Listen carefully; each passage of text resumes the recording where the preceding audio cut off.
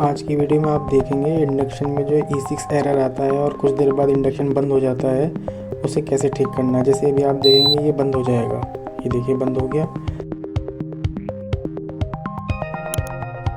तो इसको आप ठीक कैसे करना है, आपको कुछ नहीं करना है, बस आपको लेना है अपने घर में रखा हुआ एक टूथब्रश।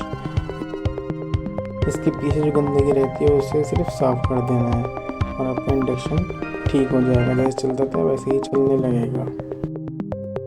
दूसरी बात ये कि इंडक्शन नीचे कोई गंदगी, कोई धूल मिट्टी या कपड़ा, कोई चीज़ रहनी नहीं चाहिए, जिससे कि उसका जो फ़ैन होता है उस पर असर पड़ता है। इसकी वजह से E6 एरर आता है। तो बजाय ऐसे कि आप किसी मिस्त्री को दिखाएं, ये चीज़ आप खुद घर पे ठीक कर सकते हैं।